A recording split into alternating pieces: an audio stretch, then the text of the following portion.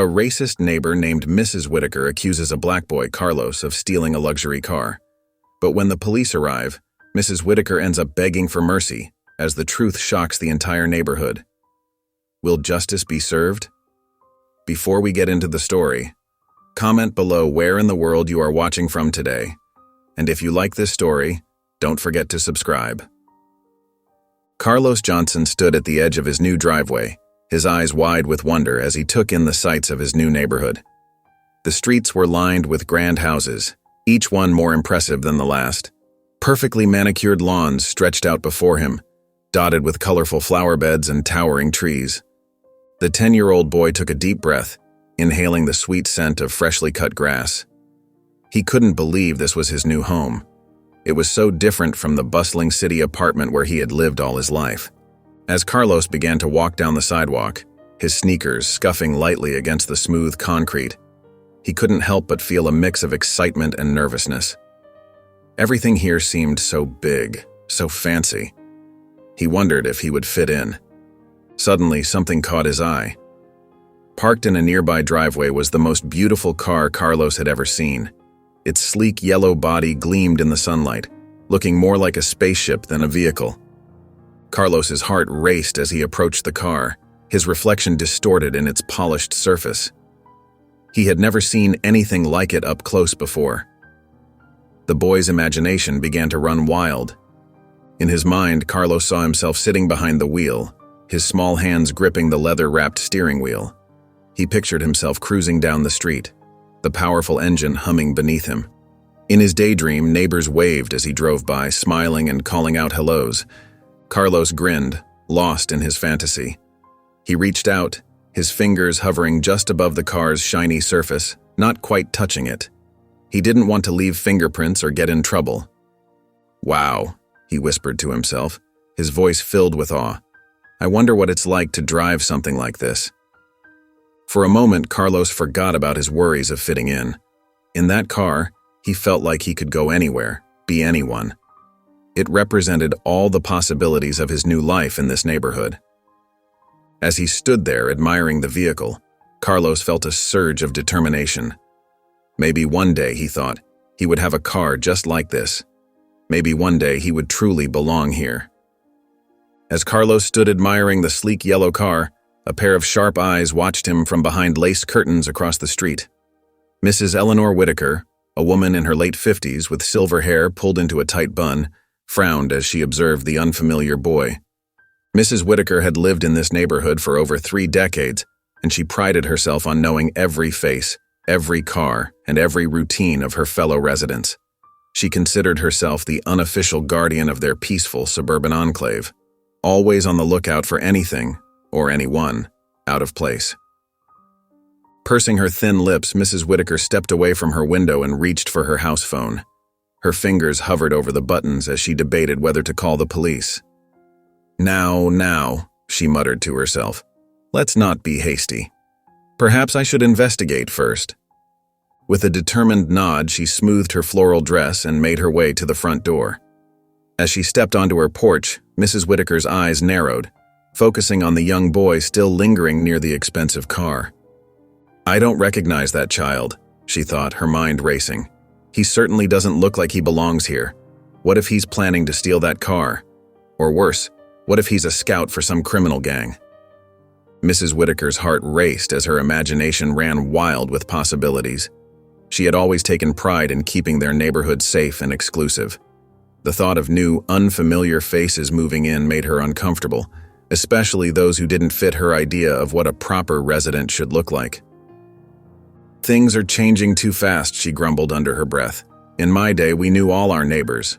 Now, who knows who might be moving in? As she watched Carlos, Mrs. Whitaker felt a mix of suspicion and indignation rising within her. She couldn't shake the feeling that this boy's presence was a threat to the order and security she had worked so hard to maintain. Over the next few days, Carlos found himself drawn back to the beautiful yellow car. Each afternoon after school, he would play by the house where it was parked, his eyes wide with wonder. The sleek lines and shiny paint job fascinated him, sparking his young imagination. Wow, he whispered to himself. I bet it goes super fast. Carlos pictured himself behind the wheel, zooming down the street like a race car driver. He giggled at the thought, knowing it was just a fun daydream. In reality, he was just happy to be living in this nice neighborhood with his parents. Everything here seemed so new and exciting. Unbeknownst to Carlos, Mrs. Whitaker watched his daily visits with growing unease. From her living room window, she observed the boy's routine, her suspicion mounting with each passing day. "There he is again," she muttered, shaking her head. "What is he up to?"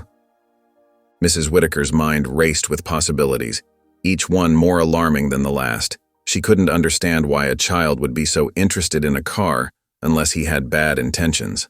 The thought of crime creeping into her perfect neighborhood made her stomach churn. As the days went by, Mrs. Whitaker's paranoia grew. She started keeping a notebook, jotting down the times Carlos appeared and how long he stayed. Her once peaceful afternoons were now filled with anxiety and suspicion. "I must protect our community," she told herself, convinced that she alone could prevent whatever disaster she imagined was coming. Meanwhile, Carlos remained blissfully unaware of the turmoil he was causing. To him, these afternoon walks were a chance to explore his new surroundings and dream about the future. He loved how friendly most of the neighbors were, always waving and smiling as he passed by. The contrast between Carlos's innocent excitement and Mrs. Whitaker's growing fear created a tension that hung in the air like a storm about to break. Two very different worlds were colliding, and neither Carlos nor Mrs. Whitaker realized how their lives were about to change. Mrs. Whitaker's suspicions about Carlos grew deeper with each passing day. She couldn't shake the feeling that something wasn't right about the boy's frequent visits to admire the yellow car. One afternoon, she decided it was time to share her concerns with her neighbors. She spotted Mrs. Thompson watering her roses and seized the opportunity. "Good afternoon, Helen," Mrs. Whitaker called out, walking over to the fence. "Have you noticed that strange boy hanging around lately?" Mrs. Thompson looked up, her brow furrowed. "What boy?" "The one who's always lurking near the new family who just moved in," Mrs. Whitaker explained, her voice low and conspiratorial. "I've seen him there almost every day this week. It's unsettling." Mrs. Thompson's eyes widened. "Really? I hadn't noticed. Do you think he's up to something?" Mrs. Whitaker shrugged, but her expression said it all. "I'm not sure, but we can't be too careful these days." The seed of doubt had been planted. Mrs. Thompson promised to keep an eye out, her own unease growing. Over the next few days, Mrs. Whitaker continued to spread her concerns. She mentioned it to Mr. Davis while he was mowing his lawn, and to the Wilsons during their evening walk. Each time she was careful to frame her words as mere observations, but the implication was clear. "I'm probably worrying over nothing," she would say with a sigh, "but you know how things are nowadays. We have to look out for each other." Her neighbors, unaware of Carlos's innocent fascination with the car, began to share Mrs. Whitaker's unease. They started watching their windows more closely, eyeing unfamiliar faces with suspicion. The Johnson family sat around their new dining table, enjoying a home-cooked meal together. Mr. Johnson, a tall man with kind eyes, looked at his wife and son with pride. "So, how are we all settling into our new home?" he asked, his voice warm and deep. Mrs. Johnson, her hair neatly tied back, smiled brightly. "It's wonderful, David. The kitchen is a dream to cook in, and the neighborhood is so quiet and peaceful." Carlos nodded enthusiastically, his fork pausing midway to his mouth. "It's awesome, Dad. There are so many cool things to see around here." Mr. Johnson chuckled. "I've noticed you spending a lot of time outside, son. Making any new friends?" Carlos's eyes lit up. "Not yet, but I really like looking at all the cars. There's this amazing red one down the street. It's so shiny and fast-looking." Mrs. Johnson exchanged an amused glance with her husband. "He's been admiring that car every day this week," she explained. "I think we might have a future car enthusiast on our hands." Mr. Johnson ruffled Carlos's hair affectionately. "Nothing wrong with that, buddy. Just remember to be respectful of other people's property, okay?" "I know, Dad," Carlos replied earnestly. "I'm always careful not to get too close or touch anything." Mrs. Johnson beamed at her son. "We're so proud of you, Carlos. This move is a big change for all of us, but you're handling it so well." Mr. Johnson nodded in agreement. That's right, we've worked hard to get here, and now we have a chance at a fresh start. This neighborhood is full of opportunities for all of us. As they continued their meal, the Johnsons talked excitedly about their plans for the future. Mrs. Johnson mentioned joining the local book club, while Mr. Johnson expressed interest in the neighborhood golf league. Carlos listened intently, feeling a warm glow of happiness at his parents' enthusiasm. Mrs. Whitaker peered through her lace curtains. Her eyes narrowed as she watched Carlos approach the yellow sports car once again. Her heart raced and her palms grew sweaty. She had been waiting for this moment, convinced that today would be the day she caught the boy in the act. "Not on my watch," she muttered, her voice quivering with a mix of fear and determination. She reached for her phone, her fingers trembling as she dialed 911. The operator's calm voice answered, "911, what's your emergency?" Mrs. Whitaker spoke in a hushed, urgent tone. "Yes, hello. I need to report a potential car theft in progress. There's a suspicious boy lurking around a neighbor's vehicle. I've seen him here multiple times this week." "Can you describe what you're seeing, ma'am?" the operator asked. "It's a young boy, maybe 10 or 11 years old. He's African American." Mrs. Whitaker hesitated, realizing how it might sound. "He's been hanging around this expensive car for days now. I'm certain he's up to no good." The operator assured her that they would send a patrol car to investigate. Mrs. Whitaker hung up, her heart pounding in her chest. She returned to the window, watching Carlos intently. As she waited for the police to arrive, Mrs. Whitaker's mind raced with justifications for her actions. She thought about her duty to protect the neighborhood, about maintaining the peace and safety they all cherished. Yet a small voice in the back of her mind whispered doubts she refused to acknowledge. Minutes ticked by slowly. Mrs. Whitaker's eyes never left Carlos, who seemed oblivious to the storm he had unwittingly provoked. She saw him circle the car, his eyes wide with admiration, his hands clasped behind his back as if to resist the temptation to touch. The sound of approaching sirens made Mrs. Whitaker jump. She saw Carlos look up, confusion evident on his young face. A mix of relief and anxiety washed over her as she watched the patrol car pull up to the curb. As the police car pulled up, Carlos remained blissfully unaware of the commotion he had inadvertently caused. His eyes were still fixed on the gleaming yellow sports car, its sleek lines and shiny chrome capturing his imagination. In his mind, Carlos wasn't just a boy standing on a sidewalk in a new neighborhood. He was a world-famous race car driver about to compete in the biggest race of his life. He could almost hear the roar of the engines and the cheers of the crowd. "Ladies and gentlemen, start your engines," Carlos whispered to himself, mimicking the announcer's voice he'd heard on TV. He raised his arms, pretending to grip an invisible steering wheel. His feet shuffled on the pavement as he imagined pressing down on the gas pedal.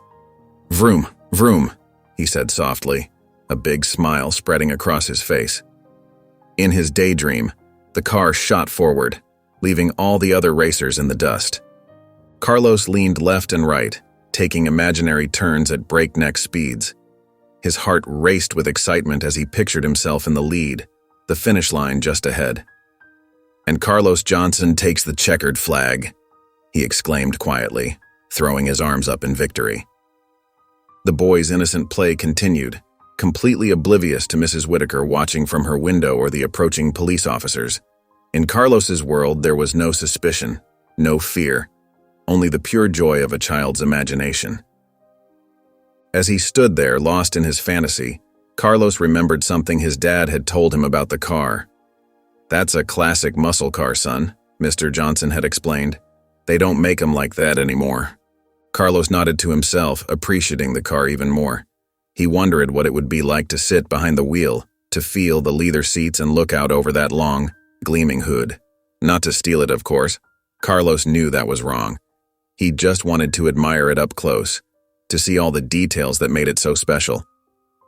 As Carlos stood lost in his daydream, the sudden sound of a car engine startled him back to reality. He turned to see a police cruiser pulling up to the curb, its lights flashing. His heart began to race, but this time it wasn't from excitement, it was fear. Two officers stepped out of the car, their faces serious as they approached Carlos. "Hey there, young man," one of them said, his voice firm but not unkind. "What are you doing out here?" Carlos's mouth went dry. He tried to speak, but the words wouldn't come out. His eyes darted from the officers to the yellow car and back again, confusion written all over his face. Just then, Mrs. Whitaker burst out of her house, her face red with anger. "That's him!" she shouted, pointing at Carlos. "I saw him trying to break into that car." Carlos felt his stomach drop. No, he stammered, finally finding his voice. I was just looking." The commotion drew the attention of other neighbors. They began to gather on the sidewalk, murmuring among themselves. Some looked concerned, others curious, and a few seemed to share Mrs. Whitaker's suspicion. "I've been watching him for days," Mrs. Whitaker continued, her voice getting louder.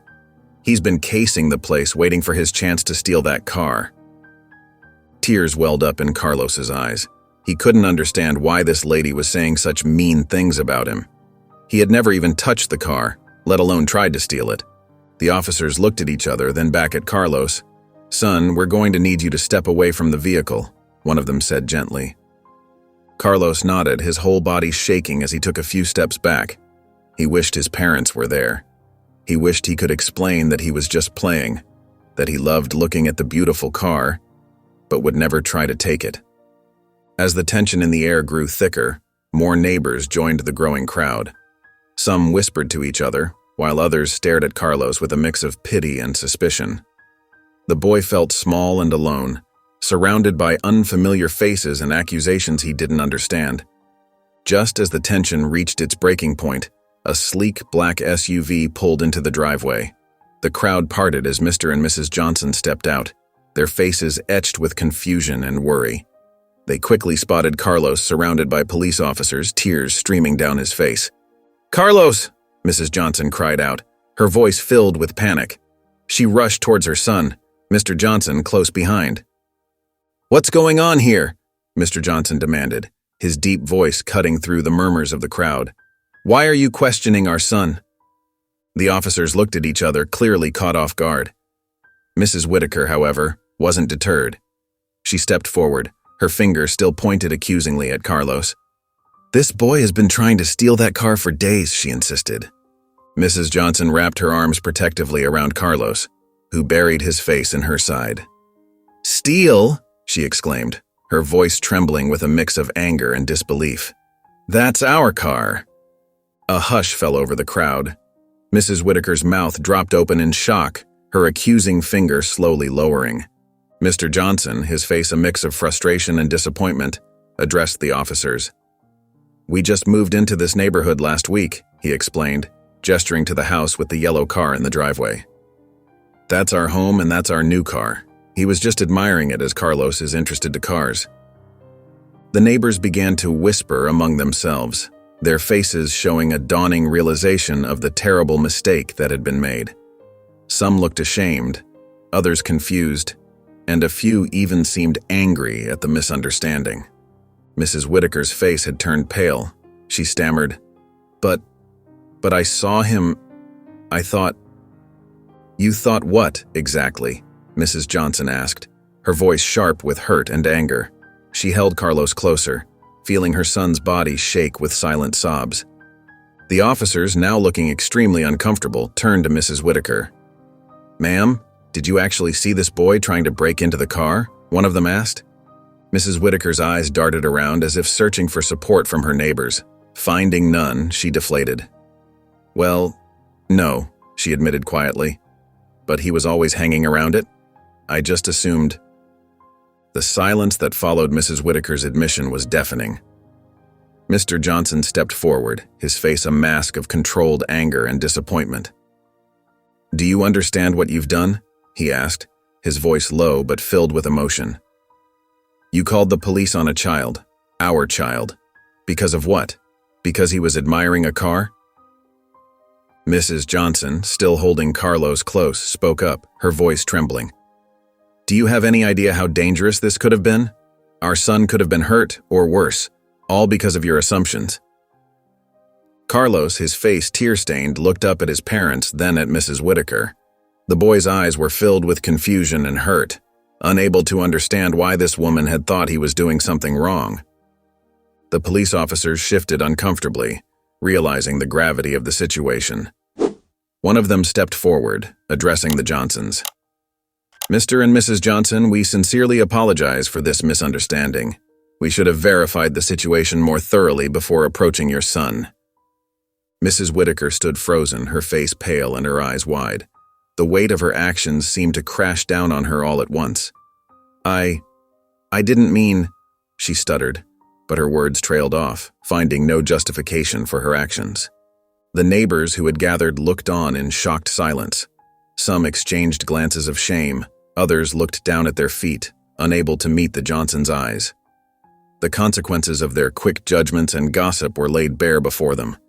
Mr. Johnson looked around at the crowd, his gaze steady and challenging. "Is this how you welcome new neighbors? By assuming the worst and calling the police without even trying to talk to us?" Mrs. Johnson added, her voice thick with emotion. "We moved here hoping for a better life for our family.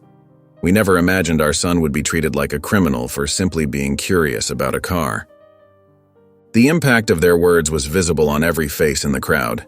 The atmosphere was heavy with regret and unspoken apologies. In the days following the incident, the neighborhood buzzed with hushed conversations and sideways glances. The story of Mrs. Whitaker's misguided call to the police spread quickly, leaving a wake of mixed reactions in its path. Some neighbors, like the Thompsons next door, felt a deep sense of guilt.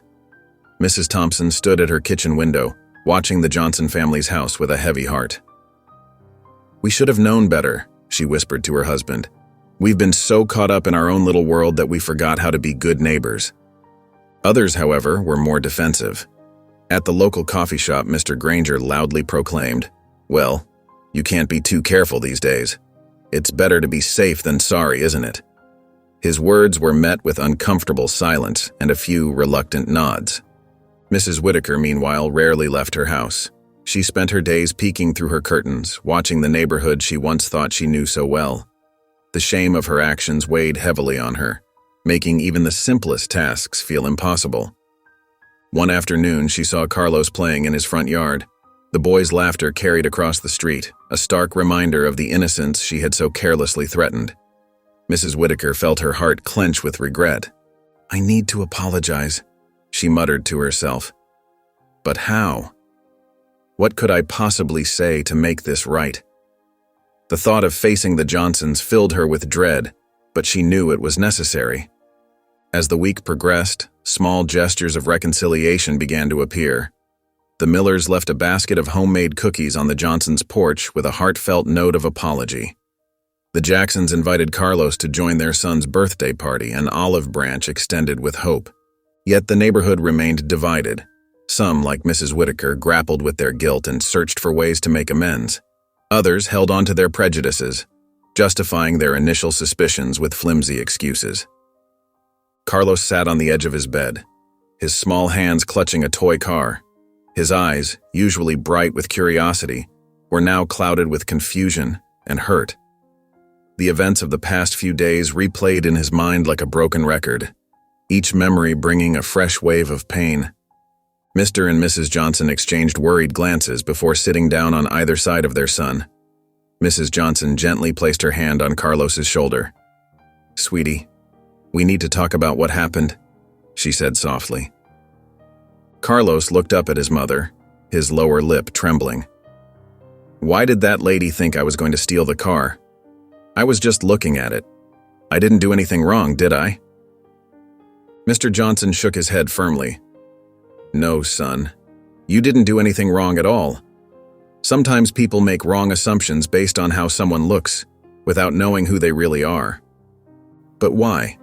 Carlos asked, his voice barely above a whisper. "Is it because I'm different from them?" Mrs. Johnson's heart broke at her son's words. She pulled him close, wrapping him in a tight hug. "Oh, Carlos, it's not your fault. Some people have unfair ideas in their heads, and they judge others without knowing them. It's called prejudice, and it's a very hurtful thing." Carlos leaned into his mother's embrace, tears welling up in his eyes. "It doesn't feel fair," he mumbled. Mr. Johnson nodded, his own eyes glistening. "You're right, it's not fair at all. But remember, Carlos, there's nothing wrong with you. You're a wonderful, kind, and curious boy. We're so proud of you, and we want you to keep being yourself." As they talked, Carlos slowly began to open up about his feelings.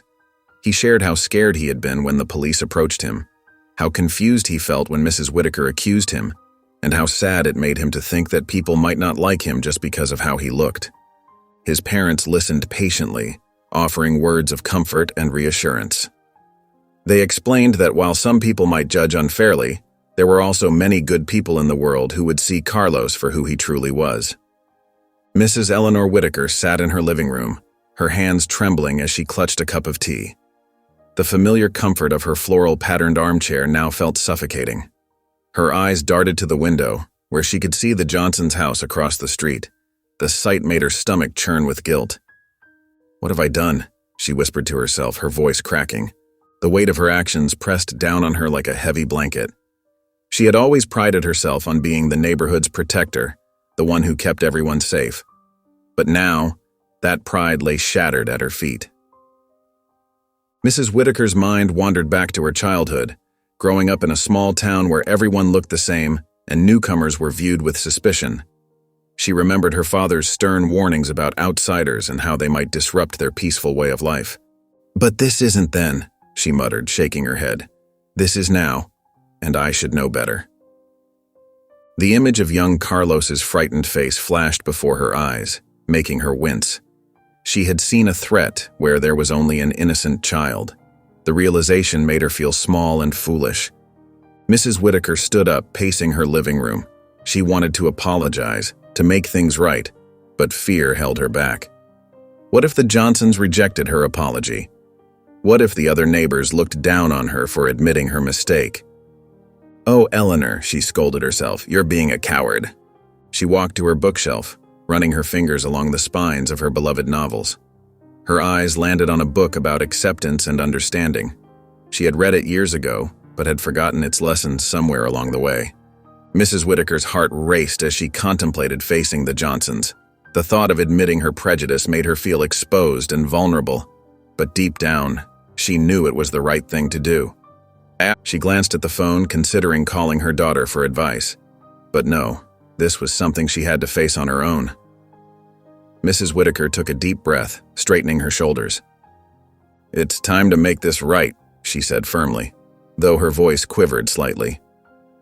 The Johnson family sat around their dining table, the weight of recent events hanging heavy in the air. Mr. Johnson, his face etched with determination, looked at his wife and son. "We need to address this," he said firmly. "We can't let fear and misunderstanding poison our new home." Mrs. Johnson nodded, reaching out to squeeze Carlos's hand. "You're right, dear. We came here for a better life. We won't let this incident define us." Carlos looked up at his parents, his eyes wide with a mixture of worry and hope. "Are we going to talk to the neighbors? Even Mrs. Whitaker?" Mr. Johnson smiled gently at his son. "Yes, buddy. We'll start with our closest neighbors. It's important they understand how we feel and how this has affected our family." The next day, the Johnsons invited their immediate neighbors over for coffee and conversation. As people filtered into their living room, there was a palpable tension in the air. Some neighbors avoided eye contact, while others offered hesitant smiles. Mr. Johnson cleared his throat, standing tall in front of the gathered group. "Thank you all for coming," he began, his voice steady and warm. "We wanted to talk to you about what happened the other day." Mrs. Johnson stood beside her husband, her hand on Carlos's shoulder. "We moved here hoping to find a welcoming community," she said.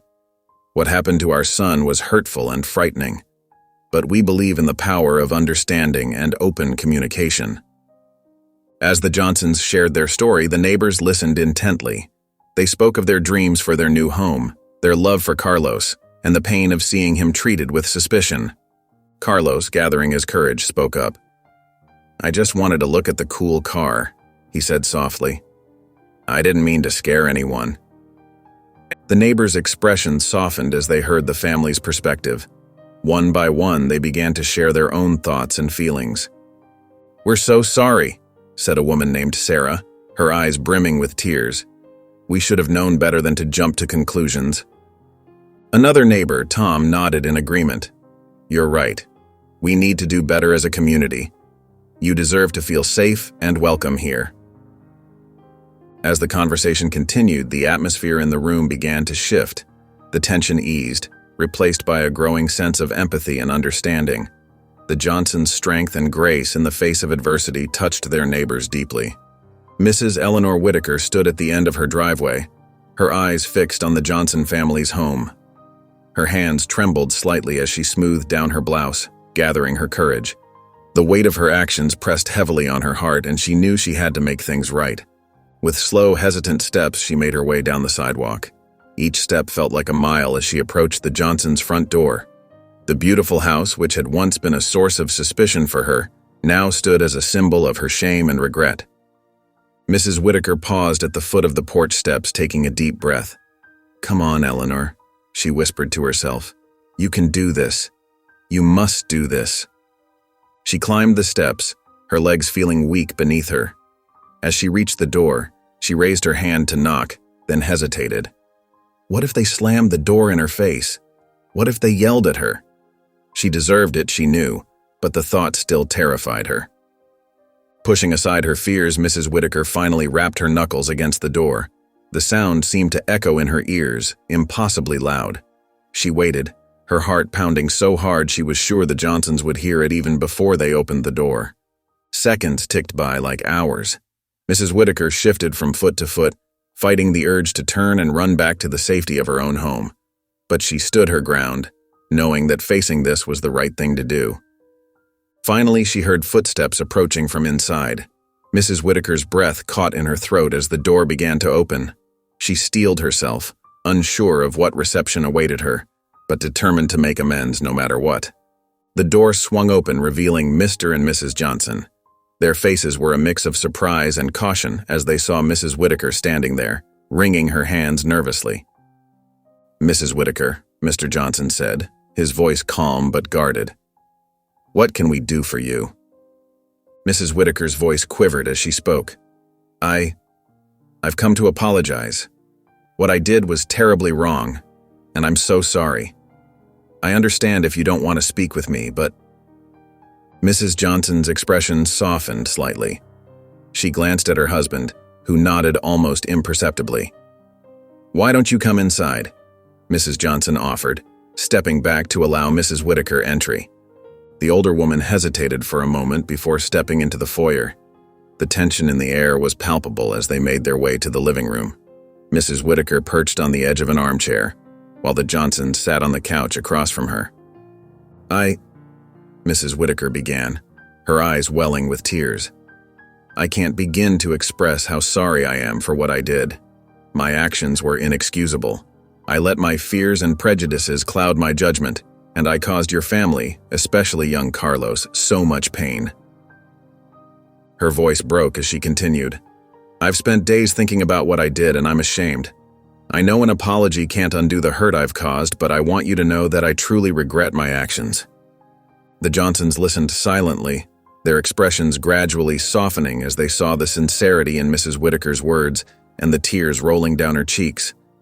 After a moment of silence, Mr. Johnson spoke. "We appreciate you coming here and apologizing, Mrs. Whitaker. It means a lot to us that you've recognized your mistake." Mrs. Johnson nodded in agreement. "Yes, it takes courage to admit when you're wrong. We can see that you're truly sorry." Mrs. Whitaker looked up, hope flickering in her eyes. "Does this mean... Can you forgive me?" The Johnsons exchanged a look before Mrs. Johnson replied gently. "We accept your apology, Mrs. Whitaker. But you have to understand, things can't just go back to the way they were before. Trust takes time to rebuild." Mr. Johnson added, "We're willing to move forward, but it's going to take effort from everyone in this neighborhood to create the kind of community we all want to live in." Mrs. Whitaker nodded, wiping her tears. "I understand. Thank you for hearing me out. I promise I'll do whatever it takes to make things right." In the days following Mrs. Whitaker's apology, the Johnsons found themselves deep in thought. They knew that while one conversation was a start, it wasn't enough to address the larger issues at play in their new neighborhood. "We need to do something," Mrs. Johnson said to her husband one evening. "Something that brings everyone together." Mr. Johnson nodded, a thoughtful look on his face. What if we had a gathering? Invite all the neighbors over? The idea took root, and soon the Johnsons were planning a neighborhood get-together.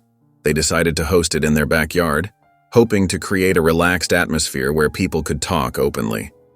As the day of the event drew closer, the Johnsons felt a mix of excitement and nervousness.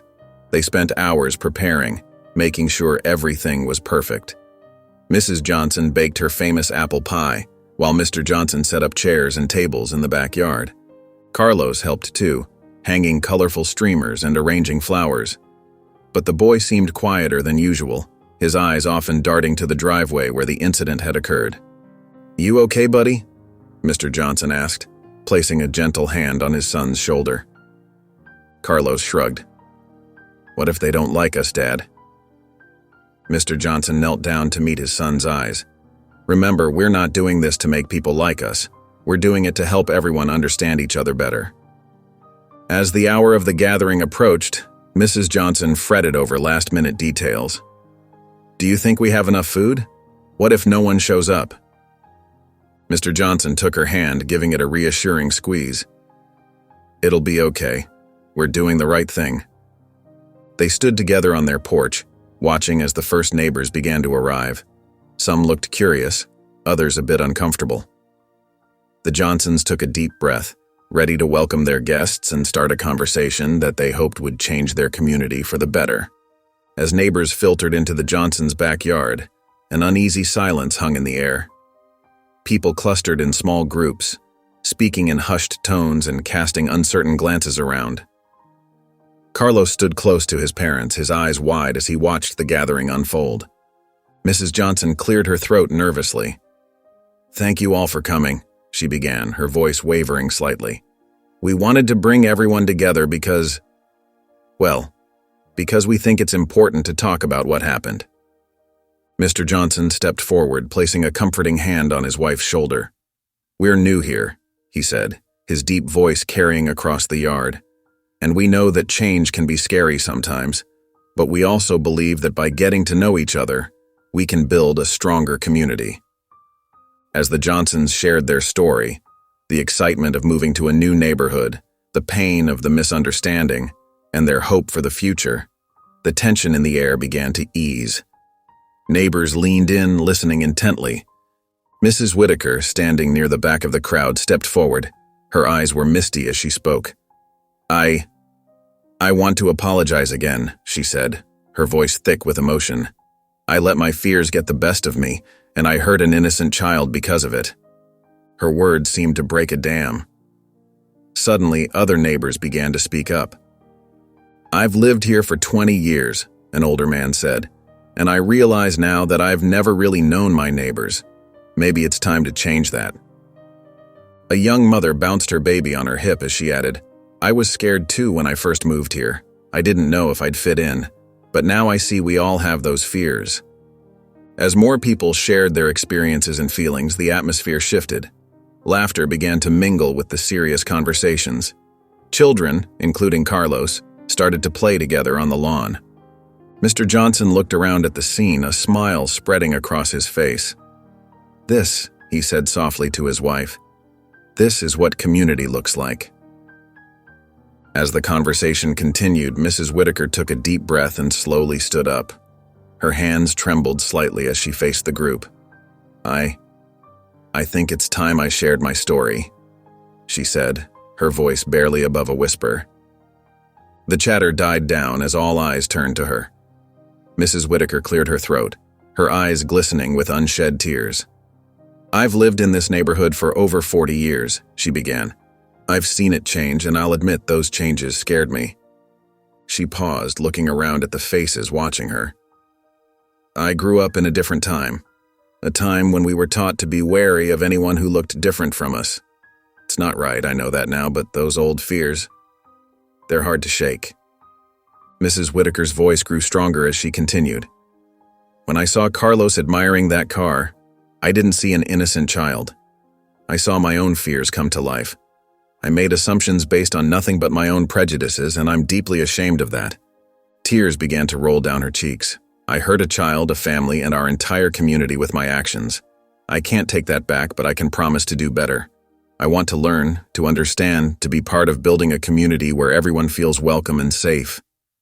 As Mrs. Whitaker spoke, something shifted in the atmosphere. Neighbors who had been standoffish began to nod in understanding. Some even wiped away tears of their own. Carlos, who had been playing nearby, stopped and looked at Mrs. Whitaker. His parents exchanged a glance, then gently nudged him forward. Carlos walked up to Mrs. Whitaker and, in a move that surprised everyone, gave her a hug. "I forgive you," he said simply. Mrs. Whitaker let out a sob, hugging Carlos back. "Thank you," she whispered. "I'm so sorry, and I promise to do better." As they separated, Mrs. Johnson stepped forward. "This is what healing looks like," she said, her voice filled with emotion. "This is how we build a stronger community, by being honest, by facing our fears and prejudices, and by choosing to grow and change together." As the gathering began to wind down, a new energy filled the air. Neighbors who had arrived with tense shoulders and wary glances now chatted easily, sharing smiles and exchanging phone numbers. The Johnsons stood near their front door, thanking everyone for coming and listening with open hearts. Mrs. Whitaker approached them, her eyes still red from crying, but her face set with determination. "I'd like to help," she said softly. "If you'll have me, I want to be part of making our neighborhood better." Mr. Johnson nodded, a small smile playing on his lips. "We'd appreciate that, Mrs. Whitaker. It's going to take all of us working together." As they talked, ideas began to flow. Mrs. Johnson suggested a monthly potluck dinner where families could share their cultural dishes. Another neighbor proposed a community garden where they could grow vegetables together. Mrs. Whitaker, her eyes lighting up, offered to organize a neighborhood watch program, one based on trust and communication rather than suspicion. Carlos, who had been listening nearby, piped up, "Can we have a car show?" he asked shyly. "So everyone can see all the cool cars in the neighborhood?" The adults laughed warmly and Mrs. Whitaker knelt down to Carlos's level. "That's a wonderful idea, Carlos," she said. "I think we can make that happen." As the last of the neighbors left, waving goodbye and calling out plans for future get-togethers, Carlos stood on the front porch with his parents. He looked out at the street he had once felt so unsure about, and for the first time since moving in, he felt truly at home. "How are you feeling, buddy?" his dad asked, ruffling his hair. Carlos grinned up at him. "I feel good, Dad, really good." His mom wrapped an arm around his shoulders. "This is what community is supposed to be like," she said softly. "People coming together, learning from each other, and growing together." As the sun began to set, casting a warm glow over the neighborhood, Carlos felt a sense of peace settle over him. He was no longer the strange new kid or the boy who didn't belong. He was Carlos Johnson, a valued member of a community that was learning to see beyond appearances and assumptions. In the weeks following the neighborhood gathering, a gentle transformation began to take root. The once suspicious glances between neighbors turned into warm smiles and friendly waves. At the heart of this change was an unlikely pair, Mrs. Eleanor Whitaker and young Carlos Johnson. One sunny afternoon, Mrs. Whitaker stood at her front gate, nervously smoothing her apron. She watched as Carlos rode his bike up and down the street, his face lit up with joy. Taking a deep breath, she called out, "Carlos, dear, would you like to see my garden?" Carlos skidded to a stop, his eyes wide with surprise. He hesitated for a moment, then nodded shyly. "Okay, Mrs. Whitaker," he said, carefully propping his bike against her fence. As they walked through her backyard, Mrs. Whitaker pointed out different flowers and vegetables. Carlos listened intently, his curiosity overcoming his initial nervousness. "Wow," he exclaimed, crouching down to examine a bright red tomato. "I've never seen one grow before." Mrs. Whitaker chuckled, her eyes crinkling at the corners. "Would you like to help me pick some for your family?" she asked. Carlos's face lit up. "Really? Can I?" As they worked side by side, carefully selecting ripe tomatoes and crisp lettuce, Mrs. Whitaker began to share stories from her own childhood. She told Carlos about growing up on a farm, about the mischief she and her siblings would get into, and about her first car, an old beat-up truck that she loved dearly. Carlos listened, wide-eyed and giggling at her tales. In turn, he shared his own stories about his old neighborhood, his favorite subjects in school, and his dreams of becoming a race car driver someday. As the weeks passed, these garden visits became a regular occurrence. Mrs. Whitaker taught Carlos how to plant seeds, how to tell when vegetables were ripe, and even how to make her famous tomato sauce. In return, Carlos brought a youthful energy to her quiet garden, his laughter echoing through the trees as he chased butterflies or marveled at a particularly large zucchini.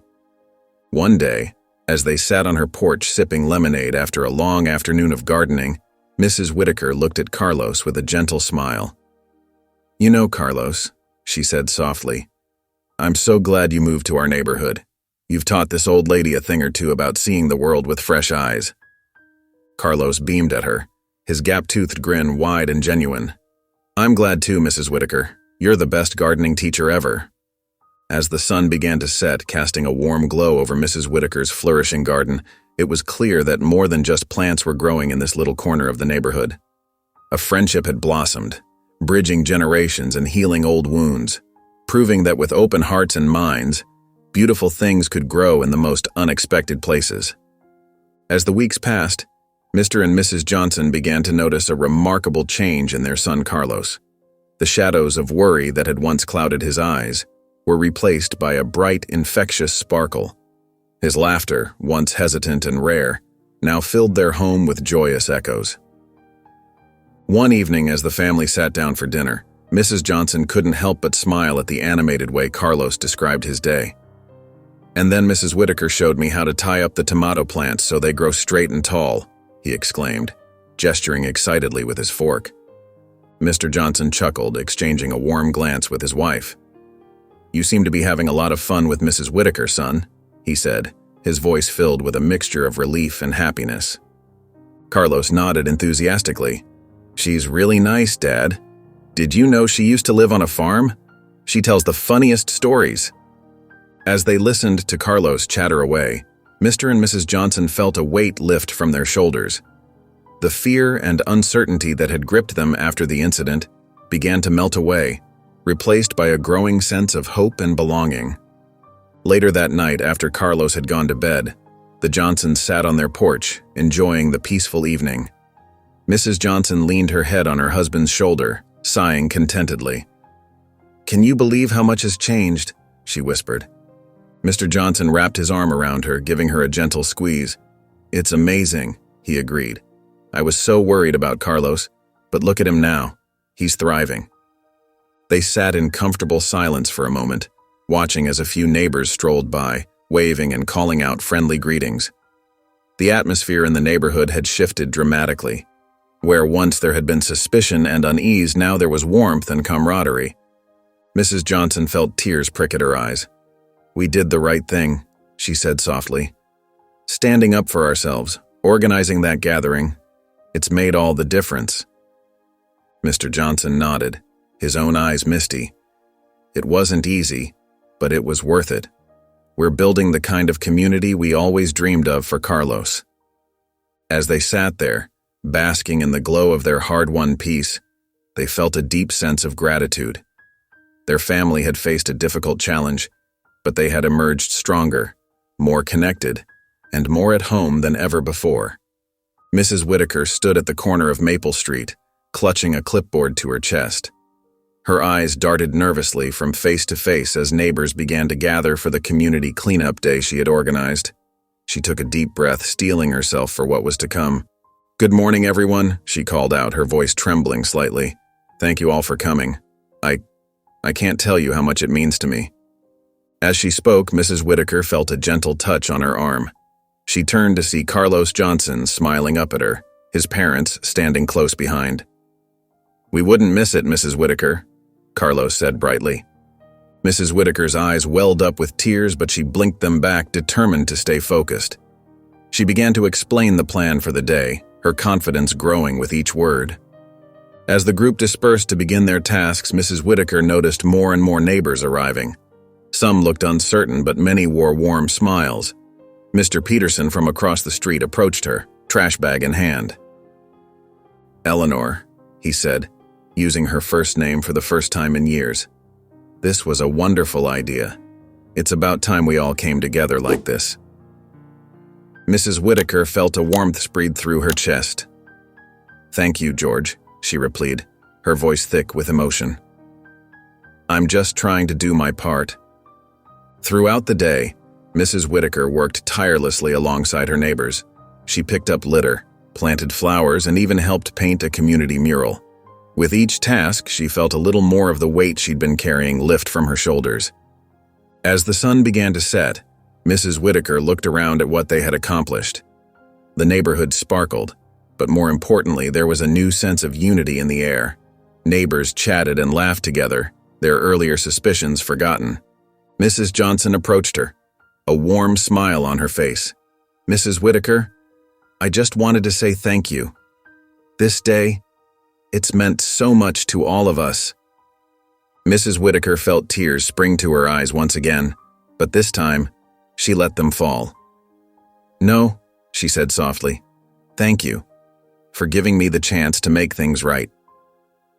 The sun shone brightly on the Johnsons' backyard as the aroma of grilled burgers and hot dogs filled the air. Laughter and chatter echoed through the space, creating a warm and inviting atmosphere. The Johnsons had organized a neighborhood barbecue to celebrate how far they'd all come in the past few months. Mrs. Whitaker arrived with a homemade apple pie, her nervousness melting away as she was greeted with genuine smiles. Carlos spotted her and ran over, his face beaming with excitement. "Mrs. Whitaker, you made it!" he exclaimed, giving her a quick hug. She chuckled, patting his shoulder. "I wouldn't miss it for the world, Carlos." As they walked together towards the gathering, Mrs. Whitaker marveled at how much had changed. Neighbors who once eyed each other with suspicion now chatted like old friends. Children played together on the lawn, their laughter a sweet melody of unity. Mr. Johnson stood at the grill, flipping burgers with a practiced hand. He waved to Mrs. Whitaker, calling out, "Glad you could join us, Eleanor. There's plenty of food for everyone." Mrs. Whitaker found herself drawn into conversations with neighbors she'd barely spoken to before. They swapped stories, shared jokes, and discovered common interests. The atmosphere was light and joyful, a far cry from the tension that had once gripped their community. As the afternoon wore on, Carlos approached Mrs. Whitaker again. "Want to see something cool?" he asked, his eyes twinkling with mischief. She nodded, curious. Carlos led her to a quiet corner of the yard where he'd set up a small telescope. "I've been learning about stars," he explained proudly. "Want me to show you some constellations later?" Mrs. Whitaker felt a lump in her throat, touched by the boy's trust and friendship. "I'd love that, Carlos," she said softly. "I'd love that very much." As they rejoined the party, Mrs. Whitaker looked around at the smiling faces and felt a deep sense of gratitude. The neighborhood had transformed, and so had she. In this moment of joy and unity, she knew that they had all found something precious, a true sense of community. The warm afternoon sun cast long shadows across the Johnsons' driveway as Carlos excitedly set up a makeshift racetrack. He had invited a few neighborhood kids over to play, and his heart raced with anticipation. This was a big moment for him, the first time he'd have friends over since moving to the neighborhood. "Mom, are they here yet?" Carlos called out, peeking through the front window for the 100th time. Mrs. Johnson chuckled, ruffling her son's hair. "Patience, sweetheart. They'll be here soon." As if on cue, the doorbell rang. Carlos sprinted to answer it, nearly tripping over his own feet in his eagerness. He swung the door open to reveal Tommy, Sarah, and Michael, kids he'd met at the recent neighborhood gatherings. "Hi, guys," Carlos beamed. "Come on in, I've got something awesome to show you." The children followed Carlos to the driveway where he proudly displayed his collection of toy cars. Among them was a shiny replica of the luxury car that had once caused so much trouble. "Wow, cool cars," Tommy exclaimed, his eyes wide with excitement. Sarah picked up the replica, turning it over in her hands. "This looks just like your dad's car." Carlos nodded, a big smile on his face. "Yeah, it's my favorite. Want to race?" The kids eagerly agreed, and soon the air was filled with the sound of laughter and playful competition. They took turns racing the cars down the sloped driveway, cheering each other on and debating which car was the fastest. As the afternoon wore on, Carlos felt a warmth in his chest that had nothing to do with the sun. He looked around at his new friends, all laughing and having fun together, and realized how much had changed. He no longer felt like an outsider in this neighborhood. This was his home now, and these were his friends. Mrs. Johnson watched from the porch, her heart swelling with joy at the sight of her son so happy and carefree. She caught Mrs. Whitaker's eye across the street, and they shared a knowing smile. The neighborhood had come a long way, and Carlos's laughter was proof of that. As the children's laughter echoed through the neighborhood, Mrs. Whitaker made her way across the street to the Johnsons' home. She carried a plate of freshly baked cookies, a peace offering that had become a regular gesture of friendship. Mr. and Mrs. Johnson greeted her warmly on the porch, inviting her to join them as they watched the children play. The three adults settled into comfortable chairs, a far cry from the tension that had once existed between them. "It's hard to believe how much has changed," Mrs. Whitaker said softly, her eyes misting over as she watched Carlos racing toy cars with his new friends. Mrs. Johnson nodded, a gentle smile on her face. "It certainly is. We've all come a long way since that day." Mr. Johnson reached out and patted Mrs. Whitaker's hand. "The neighborhood feels like a real community now. It's amazing what can happen when people open their hearts and minds." Mrs. Whitaker took a deep breath, her voice thick with emotion. "I can't express how grateful I am for your forgiveness. You had every right to be angry, to shut me out. But you gave me a second chance, and it's changed everything." Tears welled up in Mrs. Johnson's eyes. "We all make mistakes, Eleanor. What matters is how we learn from them and grow." "And grow we have," Mr. Johnson added. "Look at our neighborhood now. People are connecting, supporting each other. It's become the kind of place we always hoped to live in." Mrs. Whitaker wiped a tear from her cheek. "I never thought I'd say this, but that incident, as terrible as it was, has transformed us all for the better. It opened my eyes to my own prejudices and taught me the importance of truly seeing people for who they are." The three adults sat in companionable silence for a moment, watching the children play. The sound of their laughter was a testament to the healing that had taken place. "Thank you," Mrs. Whitaker said again, her voice barely above a whisper. "For your forgiveness, for your friendship, and for showing me a better way to live." Mrs. Johnson reached out and squeezed Mrs. Whitaker's hand. "That's what neighbors do. We're just glad you're part of our community."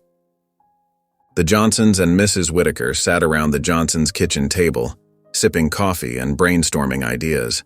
The once tense relationship between them had blossomed into a genuine friendship, and now they were eager to use their experience to make a positive change in the neighborhood. "What if we started a new kind of neighborhood watch?" Mrs. Johnson suggested, her eyes lighting up with excitement. "One that's not about being suspicious, but about bringing people together." Mr. Johnson nodded enthusiastically. "That's a great idea, honey. We could focus on community building instead of looking for trouble." Mrs. Whitaker leaned forward, her face thoughtful. "I love that. It could be a way for us all to look out for each other in a positive way." Over the next few weeks, the trio worked tirelessly to develop their idea. They created flyers, knocked on doors, and spoke to their neighbors about the new initiative. To their delight, the response was overwhelmingly positive. On a sunny Saturday morning, they held their first community meeting in the Johnsons' backyard. Neighbors from all over the area showed up, curious and eager to learn more. Mr. Johnson stood up to address the crowd. "Welcome, everyone. We're here today to talk about a new kind of neighborhood watch. One that's not about fear or suspicion, but about building a stronger, more connected community." Mrs. Whitaker stepped forward, her voice filled with emotion. "I've learned firsthand how harmful suspicion can be. This new watch is about supporting each other, about being there for our neighbors in times of need." As they explained their vision, heads nodded in agreement. Neighbors began to share their own ideas, from organizing regular potlucks to setting up a system to help elderly residents with yard work. By the end of the meeting, a sense of excitement and unity filled the air. People were chatting animatedly, exchanging phone numbers, and making plans to get together. In the weeks that followed, the neighborhood began to transform. Neighbors who had once been strangers now greeted each other warmly on the street. When the Thompsons went on vacation, their next-door neighbors happily volunteered to water their plants and collect their mail. On a warm Saturday afternoon, Carlos and Mrs. Whitaker strolled through the local park, their laughter echoing across the green space. The unlikely pair had become fast friends, their bond growing stronger with each passing day. "Mrs. Whitaker," Carlos said, his eyes wide with curiosity, "what did you want to be when you were my age?" Mrs. Whitaker chuckled, her eyes twinkling with memories. "Oh, Carlos, I wanted to be a ballerina. Can you imagine that?" Carlos giggled, trying to picture Mrs. Whitaker in a tutu. "That's so cool. Did you ever dance?" "I took lessons for a while," she replied, smiling softly. "But life had other plans for me." "What about you, Carlos? What do you dream of becoming?" Carlos's face lit up. "I want to design cars, like that one in our driveway, maybe even better ones." Mrs. Whitaker nodded approvingly. "That's a wonderful dream, Carlos. And you know what? I believe you can do it." They found a bench near the pond and sat down, watching the ducks swim by. Mrs. Whitaker turned to Carlos, her expression serious but kind. "Carlos, I want you to know something important," she said. "No matter what anyone tells you, your dreams are valid. You can achieve anything you set your mind to." Carlos looked up at her, his eyes shining. "Really? Even if some people don't believe in me?" "Especially then," Mrs. Whitaker said firmly.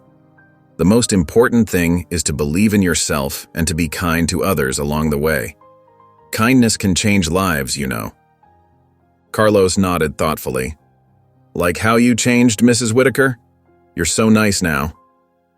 Mrs. Whitaker felt a lump in her throat. "Yes, Carlos. Your kindness and forgiveness changed me. You taught me that it's never too late to learn and grow." As they sat there enjoying the peaceful afternoon, both Carlos and Mrs. Whitaker felt grateful for their friendship. For Carlos, Mrs. Whitaker had become a source of wisdom and encouragement, helping him believe in himself and his dreams. And for Mrs. Whitaker, Carlos had been a beacon of hope, showing her the power of second chances and the beauty of seeing the world through innocent eyes. The neighborhood continued to blossom like a garden in full bloom. What had once been a collection of houses filled with strangers was now a tight-knit community, bursting with warmth and friendship. The Johnsons, who had weathered the storm of misunderstanding and prejudice, now stood at the heart of this transformation. On a sunny Saturday morning, the local park buzzed with excitement. Families gathered for the annual neighborhood picnic, a tradition that had grown from the seeds of reconciliation planted by the Johnsons and Mrs. Whitaker. Children's laughter filled the air as they chased each other across the grass, their faces painted with colorful designs. Mr. Johnson manned the grill, flipping burgers with a smile that reached his eyes. Mrs. Johnson moved from group to group, her infectious laugh drawing people in. Carlos, now a confident young teenager, helped organize games for the younger kids, his natural leadership shining through. Mrs. Whitaker, her silver hair gleaming in the sunlight, sat at a table surrounded by neighbors. She was in her element, sharing stories and listening intently to others. The fear and suspicion that had once clouded her judgment were long gone, replaced by genuine interest and care for those around her. As the day wore on, Mr. Johnson took a moment to survey the scene. His chest swelled with pride as he watched his neighbors, people of all ages and backgrounds, mingling and enjoying each other's company. The sight of Carlos teaching a group of children how to build model cars brought a tear to his eye.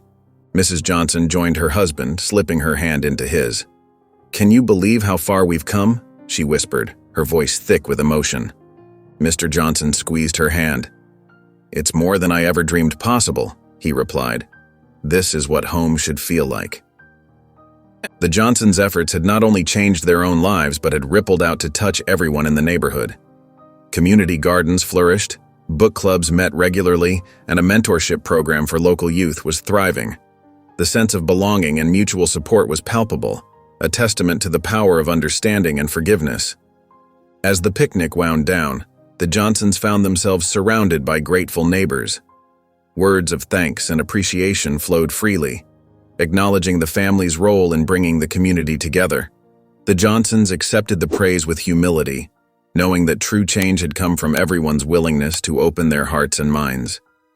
The sun dipped low on the horizon, casting a warm golden glow over the neighborhood park. Colorful balloons and streamers decorated the trees, and the air was filled with the delicious aroma of grilled food and the sound of laughter.